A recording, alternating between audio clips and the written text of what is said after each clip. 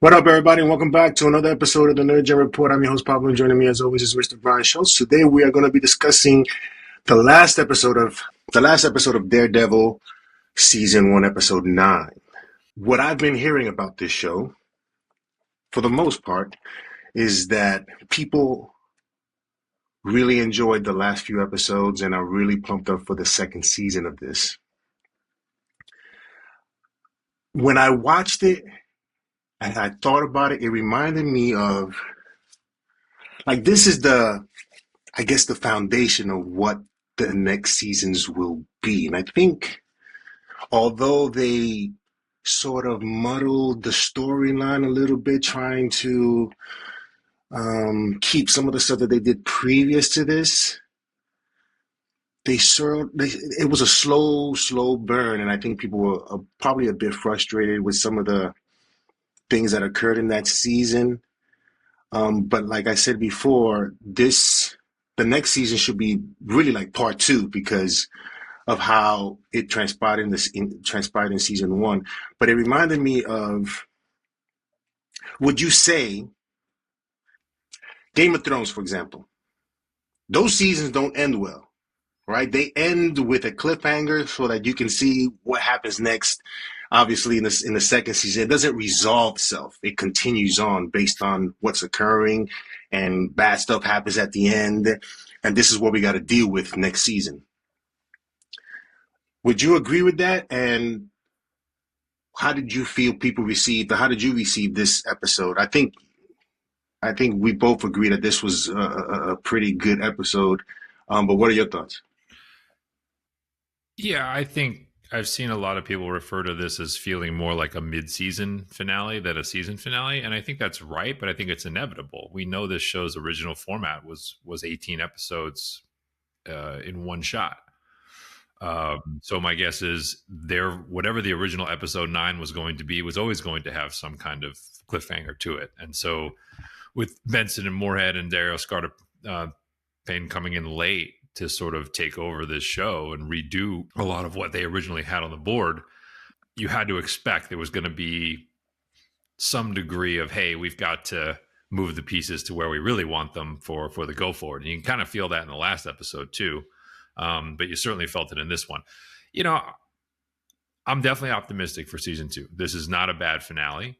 I definitely think episodes 8 and 9 in particular, with Benson and Moorhead coming back to direct, felt much more of a piece and evolutionary with the Netflix show. And I think there's real potential for this show to kind of move back into that class if they lean into the right areas and improve a few other ones, one most notably as we get into season 2. The finale did have, I thought, a few of the recurring flaws of this season. And it also had, I want to talk about, it also had sort of an interesting creative choice that I wonder if it was showing, I guess I wonder what the priority of this particular episode ultimately was. Because it did feel at some points like it was setting up two things in particular, but one that it really kind of leaned more into as opposed to the other. But overall, I think it was a pretty solid finale. I said, overall, I think you have to, it's an uneven show, but I think I put it in the solid with sort of an up arrow category. It's not a classic on its own. We obviously know it was production hell to get it to this point. We also know that production will be not hell for the second season, because they're already shooting that, and it's the same people who ended season 1. So there's a lot more continuity, a lot more singularity in the storytelling. So there's a lot of upside here, but I would put it in that category of like solid finale, overall solid show and worth a watch, but work to be done to get back to Netflix classic level. Were you surprised that because we thought we were going to see Daredevil and Kingpin in the same scene once again, but we didn't get that? Were you surprised not seeing some sort of conversation? Because Frank asked him, why did you save him? He's like, he doesn't have any idea why he did that. But based on our previous conversation, you said it was a Catholic remorse or something. Oh, Catholic guilt. I kind of was saying that a little bit tongue in cheek because we know Matt's religious background, but I do think he saw himself as responsible for Bullseye escaping, and that's why he kind of took. I think that's why he took the L on that. Did he know that he loosened his tooth in order for him to be able to escape? What caused them to believe that he was responsible for that escape? I think there's an exchange that lets him know that the sequence of events that played out was triggered by what he knows to be his action in that room. That Bullseye got over on him, basically. Kingpin seems to know everything. So Vanessa wanted to tell him something, and Kingpin was like, "I know already." But it's like, I don't know. I think that was a little bit. He can't know everything just like this by knowing everything. You know what I'm saying? I don't know if I think that you lose out on an opportunity for an exchange between Vanessa and Kingpin in some sense, in sort of clarifying that situation and him understanding why she did whatever the case may be. But they sort of glossed over by saying, "I know already." What did you think of that? I didn't love how that was used overall, in the sense of I thought there would be more of a period where Kingpin would be indebted to Matt, and that would lead to some interesting cross purposes situations between the three of them, kind of like Vanessa, Fisk, and Matt. So I didn't love the fact that he went straight from Matt Murdock took a bullet for me to we need to eliminate him in the hospital. Like that to me felt like almost un-Kingpin. I felt like, well, we got to eliminate him, but like right now I can't because this guy saved my life. I didn't love that part of it, which then led to but once he made that choice, that I feel like was linked to him with Vanessa being like, well, I already know. Like I already have, you're not telling me something I don't know. But you're right. I mean, Kingpin has to have every once in a while. Part of what makes the character scary is that he is surprised or taken aback by a development, and then he goes crazy. Right? That's actually part of what makes the character great. We've seen that a couple of times. So yeah, I agree with you. I mean, I still like the Fisk Vanessa setup of him knowing is pretty sadistic on its own, because he's kind of saying like, this is my girl. This is the person I can be with because she's so twisted herself that she would put a hit out on me. And so in a weird way, he's like, that's absolutely the kind of person I want, to be with, but from a romantic standpoint. But I hear you. Like, I think it might have been a little more interesting if there was sort of this duplicity going on between the two of them that wasn't resolved necessarily until season 2. Which could have tested their relationship differently. But but I would say I was more put off by him trying to kill Matt in the hospital right after Matt had taken the bullet for him. Yeah, when he said let's eliminate, I was like, oh man, this guy has no when I thought about that, I was like, what code does he have? Yeah, that felt like a violation. That felt like a violation of that. The other part of this that I kind of was trying to figure out was he knows Foggy from the Vanessa show, from the Netflix show. He knows who Foggy is in relation to Matt Murdock because he sends Wesley to the law office. So he clearly has known that connection. So I was a little bit, I guess the other part I was a little bit wary of and disappointed in is that Kingpin took the hit on Foggy as being so in bounds. Like I said, I always thought he would have thought that was a little bit out of bounds. So I guess he just doesn't care that now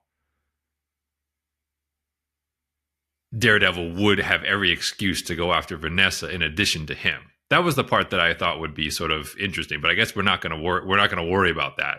And he's just using it as like, well, I'm just going to declare martial law and try to exterminate all the vigilantes. But he could easily say it wasn't him that went after Foggy. It was Vanessa, but he didn't break, quote unquote, his code or his deal with Matt. But I just found it a little bit like Mayor Humdinger-ish, a more sinister Mayor Humdinger, What did you think of the Punisher sequence? So I got to be honest, this was not my favorite Punisher. usage. And this was, if I had a number one question for this episode, is that this felt more like the lead in to whatever Bernthal wants to do with his special than Daredevil's episode. Mm-hmm. Because from the moment Frank arrives as sort of the rescuer, a lot of the action revolves around him. Like, I feel like the fight in the apartment, they kind of focus on him a bit more. He obviously is the one who goes and kind of assaults the cops full on, which I sort of have a problem with. And then the credit scene is clearly, I'm assuming, leading to his escape, and then that'll be where the special starts. So while I never mind having John Bernthal in as Frank Castle, it felt like a lot of Frank Castle for the show we were in, considering he'd only been in it for one scene prior to that. And I thought the action, while brutal, which I'll go get to the action again in a second, there was some Unpunisher stuff to it. Like, would he have really walked into that situation with a handgun only? Like, I don't. There was Which a part one of me at that, the end, or yeah, like there was a part of me that was sort of like, if that was full Punisher, he would have come a little more prepared than to just be sort of overwhelmed and taking a few blasts to the vest, leading to him being subdued. Like, I don't know. There was just a part of that felt like, okay, I'm doing this full frontal assault, and we want it to look brutal, and we want it to look very real. But then in the back of my mind, I'm like, I feel like Frank might have handled this a little bit differently, even in his own Netflix show than this. I don't know. I think for me, I'm thinking, Punisher has put himself in situations deliberately in order for him to find out more intel, and whatever that costs him physically, and whatever he has to undergo to find out that intel. I think he planned to get caught, right? So yeah, I mean, that's what I think. I didn't mind his character or his part in this, because it ultimately, was a favor to Karen. He'll do pretty much anything for Karen or whatever. Yeah. And he helped him out, whatever. But I think he planned to get caught. And I still don't know his involvement, because his involvement in next season, if he is involved, because it can't be a whole new thing, right? You know what I'm saying? Like, if the special goes into a situation where it's completely different from Daredevil or the situation happening in season 2, then this would be sort of I guess, waste. Unless they pay it off in season 2 with his involvement. I don't know. It's kind of weird. But okay, so I don't disagree that he intended to get caught because he wanted information. But if that was his intent, why go through that degree of punishment to get there? Pun intended. That happened to him. Remember in season 2, he got caught and he had a freaking drill going through his foot. But he planned to get caught, you know what I'm saying? So that he can do what he had to do, which was, it was crazy. Yeah, I don't know. I guess for me, it felt a little bit forced. I don't know. I guess it just felt like it was like, we want to get Bernthal doing his thing, breaking bones. But at the end, these are also cops, albeit crooked cops. And so like we need to get him. Yeah, we need to get into the information. And it's like, but then we're going to shotgun him from behind to his vest like 4 times. It just, I don't know. There was something about it that just felt a little unnatural compared to some of the more organic explosions we've seen Frank have, like the prison fight, or even when he's imprisoned and kills like Agent Orange in season 1 of the Punisher show. Like those are instances where it felt like it kind of flowed naturally from where the story was and where he was. This one kind of felt like we need to have a big set piece, and we want it to be a Frank Castle set piece. So let's kind of play around with that a little bit. I don't know. That's just how I received it in the moment. I think the conversation I hear is mostly about the season, because again, it felt a little bit put together, not really thought through in terms of the story that they wanted to tell. Because again, that episode, the bank robbery, is meaningless now. It's like meaningless, other than mentioning Kamala 5 times. You know, other than that, that episode is so filler, is ridiculous, and I didn't. I mean, there was too much of Matt getting back to Daredevil, right? It was just too much of it, and I think they wasted a lot of time in exposition, and it just felt a little bit, again, discombobulated. But they certainly. How many episodes did they direct? Did they direct 1, 2, and 3? One. They directed 3. 1, 8, and 9. And now they're thinking about doing more seasons and more seasons. It's like every year a season of Daredevil. That leads me to believe that perhaps we're going to be living in this state for some time, until they get a finale, whatever. I don't know. But short answer is yes. And I got some quotes from the showrunners about the Defenders as well, because that's seemingly inevitable at this point. This episode, we talk about strengths and weaknesses. This episode, again, I think more so than any other episode in the series, drove home the contrast between the roster of Netflix and the roster they added. Because this episode, you get the mainstays, you get Cox, you get D'Onofrio, you've got Vanessa has kind of her scene with Dex, in the flashback. You get Frank Castle, a lot of Frank Castle. You get Karen Page back. Then you kind of have that scene in the hospital where Heather Glenn and McDuffie, they're in the same place, and you're kind of like, these just didn't work. Like, these characters just didn't work this season. And I got to be honest, like, it didn't bother me at all that Matt's first word in his drug-induced injured state was Karen, because I was like, I don't care about Heather Glenn. Like, I just don't. Then they give her this supposed dramatic moment where she's going to go work for Kingpin. And I'm like, good, go work for Kingpin. I could care less at this point. I got to be honest. Like, you just haven't done enough for me to feel like, oh, no, don't do that. Like, I didn't feel that because the character's not fleshed out well enough. The character's not fleshed out well enough, but I think they also want people not to like her. And her working for Kingpin gives us more of a reason not to like her. I just think you get the contrast where every time one of those legacy characters is in a scene together, like even when like Matt and Karen are going through the files, that scene is more emotional and more weighty when they're talking about, can you hear my heartbeat? Like, that means something because they have history. Like, if he's having any equivalent scene like that with like McDuffie or Heather, it doesn't mean anything. I don't feel anything. I guess that's what I'm saying is, like, if I gave this show, I would give the show 2 notes for next season. And one of the 2 notes would be if you really want these other characters to do something in this show, then you have to spend more time with them and give us a reason why we should care. I think in the next season, hopefully they can pull that off, because we sort of get our team of individuals that are going to be helping Daredevil. Right? So I would assume there will be a lot of conversations. There's going to be, hopefully we get Daredevil at night, not by day.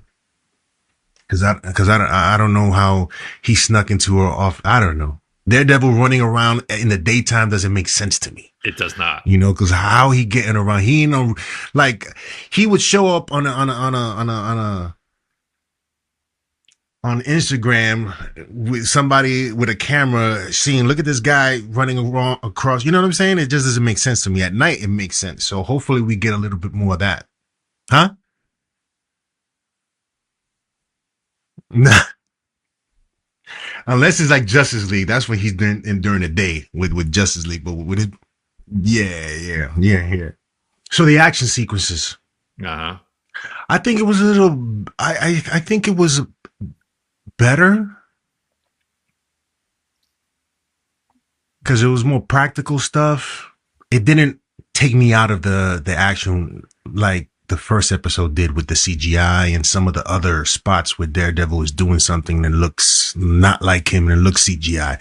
But this one definitely didn't take me out of the action when I saw it. What did you think?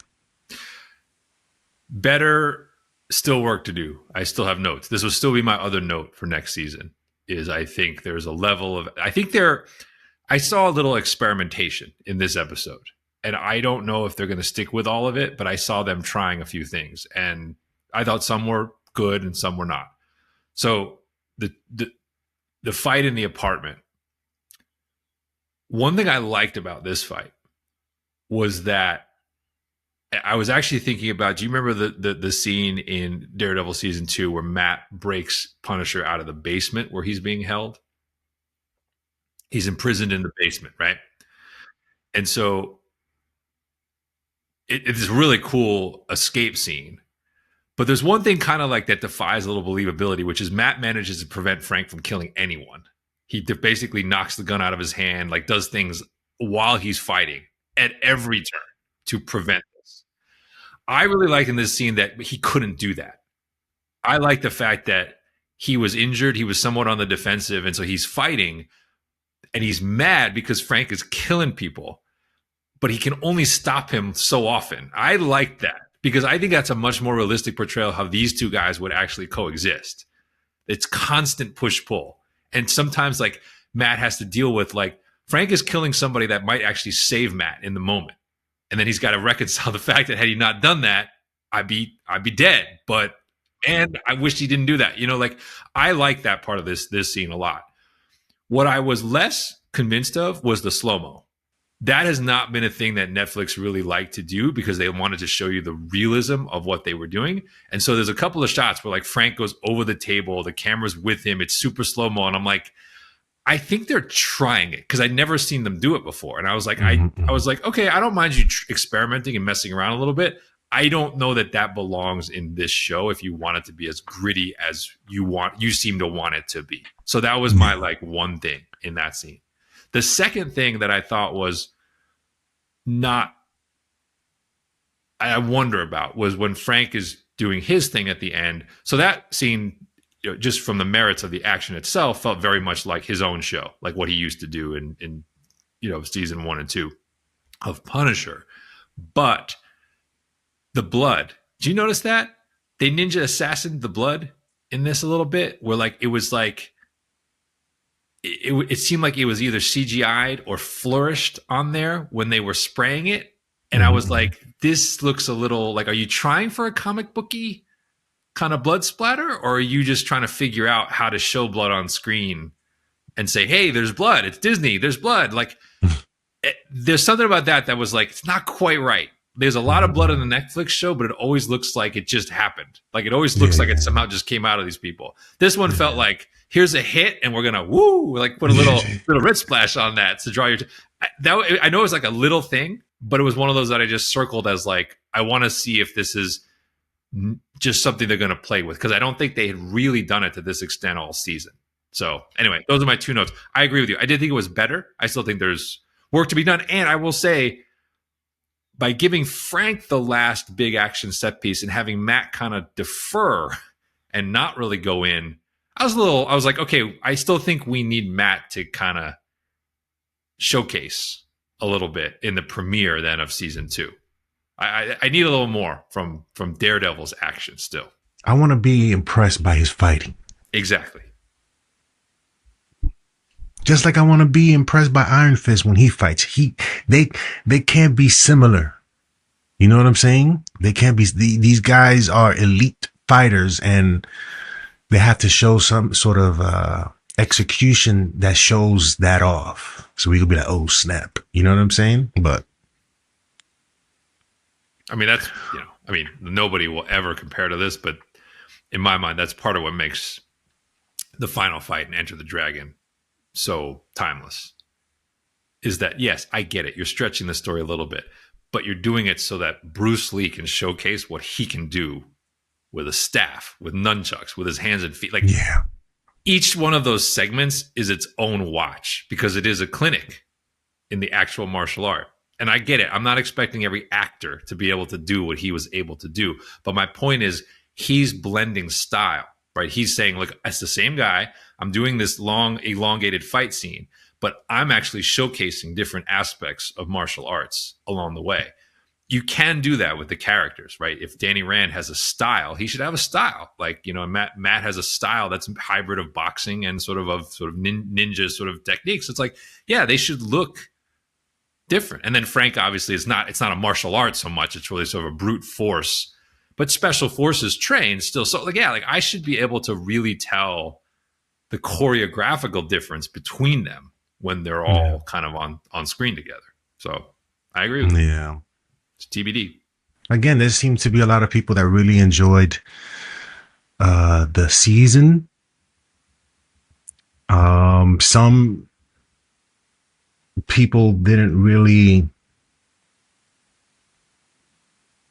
Some people thought that some people didn't really like how it ended because it didn't resolve anything, and that's whatever, right? That's fine for where we're at. Resolution, like, be realistic about where this show and this season was. This is really half a season. It's half a season. So you can't expect that things are going to be tied up. I think there's no question to me that the back half of this season is better than the first. Like if you just chopped it, even no reordering, you and I would do reordering and re-editing. But even without that, if you start this show around episode 4, it's better. Like if you start this show around episode 6, 7, and then obviously 8 and 9, when the current directors and showrunners are fully in command, it's better. There's no question. That's why there's momentum. Up arrow. There's momentum going into the next season because now you won't have this baggage of whatever these original guys wrote and shot. And I say, in retrospect, the majority, not all, the majority of that footage to me feels more like baggage as we're leaving this season. What did you think of the Gallo Skull Crush? I didn't hate it. I mean, you know, they're looking for. We needed a Kingpin goes nuts moment. We hadn't gotten one. This was definitely a little over the top. But I didn't hate it just because it's like, okay, you need to establish for this show and this world again that even the people who work for Kingpin are terrified of what he's capable of, which is something that the Netflix show just brought to the table from the very beginning. And this was clearly that moment when you see the looks on the faces of everyone watching, you know, when they realize the true nature of their mayor. I didn't hate it. Was it a little over the top? Yes, absolutely. But I didn't hate it. What did you think? I mean, I always think of like, this is what I think about, like Disney is no longer family oriented. I don't think of the two as a family oriented. I don't think of Disney that way anymore. You know, they did it in order to compete with other, but they haven't separated themselves anymore with being family friendly or whatever the case may be. Because again, with these characters, you can't really do that. It's a tough thing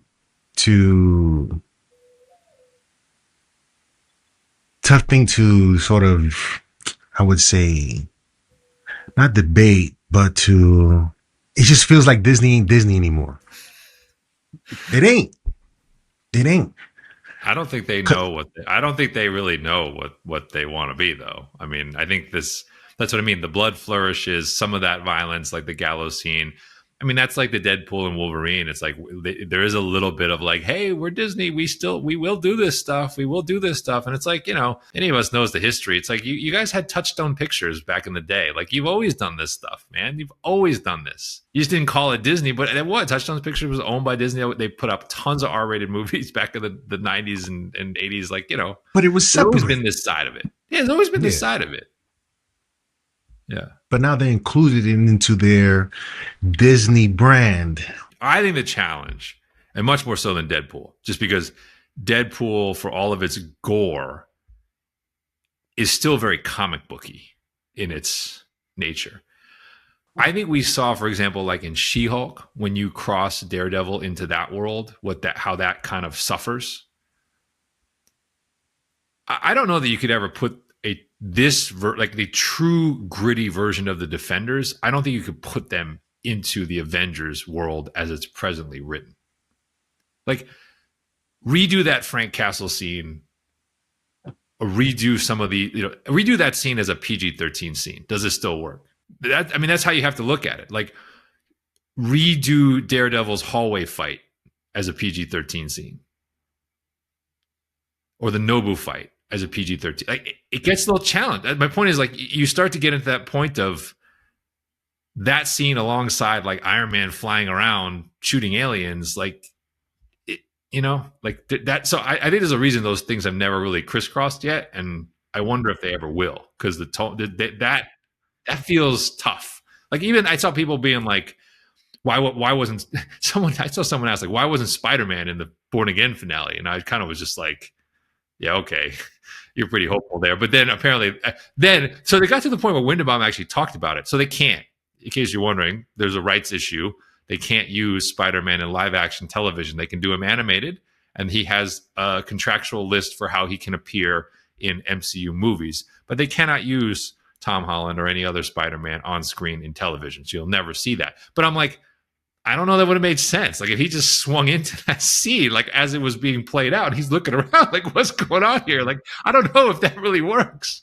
I don't know. Just food for thought for the future. So out of a 5-star rating, what would you give this season? So I'm giving it a 3. And like I said, my emphasis is with an up arrow. Like, it's like the end of this season is much more like a 3.5, maybe even heading to en route to what I think will be at least a 4. But I think over the course of the 9 episodes, there's just not enough of that now for me to say this is already 4 or better. I think 4 or better means you are an excellent show with potential to be great. I think right now this is a solid show with the potential to be excellent. It's like a notch down from that. So, like, I give high marks to Cox. I give high marks to D'Onofrio in the end. I think once it became clear what he did with the character in terms of almost weakening it as it lost weight to then bringing it back, I think he's probably my MVP of the season. I think he's doing the most acting without you realizing he's actually acting. So I think they did a great job in sort of putting this show, a difficult show, on their backs and kind of carrying this. I also give high marks for the old supporting characters that we knew, plus Daniel Blake, like that character. And then I think I probably would give the demerits more to needs improvement in action, needs improvement in the supporting characters, and then just the one which is I know we'll get, which is just needs more cohesion in terms of how this is organized and put forward. But overall, that's how I give it 3. But like, I would say, like, you're exiting at more like a 3.5. Yeah, I agree with that. That's what I was gonna do. I was gonna do probably like 3.5, 3.5. With anticipation for the next season, of course. I think the next season will probably hit the floor running real hard, and it's going to be very interesting to see the difference between the season 1 and season 2. And I'm looking forward to it. Yeah, I would also just say I do like, one thing I like that they're doing, and I would encourage them to keep doing, is I really like the fact that Dex never dies. And this is a very like comic books true thing of like having these guys come in and come out, and they thwart him, but they can't. Keep doing that, because they've, Wilson Bethel does a really nice job in the part. There's no reason to take him off the board. You can incapacitate him all the time, but don't kill him. And I think this show would be wise if they're going to start to introduce, maybe let's do this. As they start to introduce more classic villains, because they're going to have to, because the Defenders are clearly coming, and I do want your sign-off thoughts on that. I would highly encourage that they keep recycling them. Like I said, the rumor that Muse is coming back, great. Make changes to Muse. Give him his imperceptibility. Bring him back. Like, I don't need to start over every time with a brand new villain. I'd almost rather pick it up with a new plan and a new iteration from someone I already know sometimes. So that would be my sort of recommendation there. But yeah, the speech, Matt's speech, where he doesn't have an army, but clearly says, really doesn't really have a real army, but he clearly says he's going to recruit one.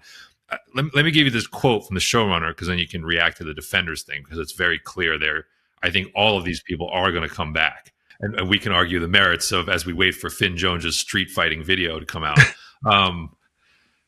They asked Scartapane about the other characters, and he said, quote, without giving too much away, when you're working in what I would call the Hell's Kitchen corner of the MCU, those iconic characters, meaning the rest of all of the Defenders, are always in mind. The thing is that it's kind of hard. I'm trying to thread a needle here. You want to bring in people and relationships and past figures in Matt's life because they help the story, particularly in terms of a story where Fisk has taken over the city. And there is a resistance and a rebellion, so to speak, rising. So there need to be people, vigilantes, and superheroes that are involved in that. And this has to be happening because it's their city. That said, you also want to create a completely organic story for that. So who comes in and why has to be beyond anything earned. So the easiest answer to your question is yes. Those characters you just listed off are absolutely in my head and everybody's head as we're working. How that manifests itself is really tricky writing-wise and a pretty closely guarded secret at this point, end quote, i.e. they're all coming back. I mean, that's clearly what he's saying, right? So my question is, if they're all coming back, how would you introduce them? How soon? What would make you happy? What would make you roll your eyes? Well, with Luke Cage, because he operates a nightclub, that 8 o'clock curfew doesn't seem feasible for his business. So he'll probably break the law in terms of having parties and stuff like that, and people having to try to shut him down. And he's going, so that's one thing. Jessica Jones, she seems like she's almost down for any little thing. I don't know how you introduce her unless you affect someone in her circle of people that she knows. Finn Jones, I don't know if he is... Well, Iron Fist, I don't know how he... Is he still the owner of Rand? So in theory, yeah, but we don't know, right? This is the one that was cut off. They got 2 seasons, but like I would say, like there's the most blanks to fill in with this, right? Like, so the short answer is I don't know how. I think they could get away with more revisionist history on his character than any of the others. Like Jessica Jones, I assume there's always a way in because at the end of the day, she's like a PI. Right. So there's always this way in of like, if you're dealing with crime and you're dealing with sort of, behavior that's outside the law, which this show always will, you just need the right sort of like, why would you go to Jessica Jones to investigate that particular person or that particular incident? That doesn't seem that hard to get her in. Yeah. I think your point on Cage is a great one because of the curfew. So that will leave do they bring Finn Jones back? Do they hold Iron Fist? Do they need all of them right away? They may not. That's the thing, is it probably would be a mistake. Like there were people saying they were disappointed because we didn't see all of them in the finale. And I'm like, that would have felt a little rushed, no? Like just to kind of have them. I think a better one would have been, if they were going to do that, would have been to do something the equivalent of like the Joker card, where it's just like there's some Easter egg that makes it apparent he's either going to Luke Cage's club or doing something where it's like, one of them is in the ether, but they don't even put them on screen. I don't think they needed to be on screen. That seems, wait for the surprise instead of anticipating. Like if we see them, if we would have saw them now and then not be in episode 1 or 2, whatever the case may be, then we'd probably be like just anticipating for that and not really caring too much or not really focusing too much on how this all transpires. Some people just want to see their heroes on screen and do whatever, but I think there's a way to do it so that when we do see that possibility of him recruiting those guys and how they do it, that's going to be cool. Similar the way, Nick Fury was at the end recruiting and you're going to see Daredevil probably, who knows, talking to them and finding out whether or not they want to participate in this, I guess, rebellion or whatever. But I like the way they ended it. And again, even the showrunner was like, if we show those guys, it's gonna give people hope. Right now, they're in a place where it's like the odds against them are like Buster Douglas type odds. You know what I'm saying? Yeah. So yeah, so they have to make it seem like, oh, when they do come, that eruption of emotion happens right then and there and not prior to. So my only thing was after they revealed this whole Red Hook thing was I kept thinking of I don't know if you watched Yellowstone at all, but I kept thinking of the train station in Yellowstone. So that's the like strip of land in Montana where there's no legal jurisdiction. So like every time there was a murder, they would take all the bodies to the ravine and dump them there because there was no way to actually like prosecute any evidence or any crimes. And that's effectively what Kingpin's doing, right? They basically have created this little like window within the New York port system where they can kind of just run everything without having any legal oversight. So that then led to like me retconning like why didn't they just do all of their nasty business like in that little area? Like, well, no one could have stopped them even if they found out. But anyway, I guess we'll see how they sort that out in future seasons. But yeah, I would say slow play the defenders. That's my thing. Don't rush it. You tease them, maybe throw one in there for a little bit, in season 2. But yeah, we don't need to see the team up right away. Daredevil still needs room to breathe himself. Absolutely. So yeah, let us know in the comment section below what you guys thought of episode 9 and the season overall. And are you looking forward to season? I call it season 1, part 2. Yeah, no, you're right. That's what you two. should call it. That's what you should call it. Yeah, yeah. It would. I guess finale for that. Yeah, yeah. I think it would have been more impactful if they would have called it season 1, part 2, but because season 2 doesn't seem appropriate. But like if you think about Game of Thrones and how they do things, like again, the seasons end when they end on a big somber note sometimes, and then they move on to the next season and whatever happens there. But yeah, overall I thought it was a decent season. Not the season I thought it wasn't a cohesive season. There were some problems. Obviously, if you listen to our shows, what the problems were or the concerns that we had. But they were able to get us back to, I think, almost Netflix type of quality. But season 2 will get us to a point perhaps that it gets to that bar or exceeds it. But the situations there, the scenarios there are very much more problematic than in prior seasons. So this is going to be very interesting. But yeah, let us know in the comment section below what you guys thought, and we'll see you next time on the Nerd Gen Report.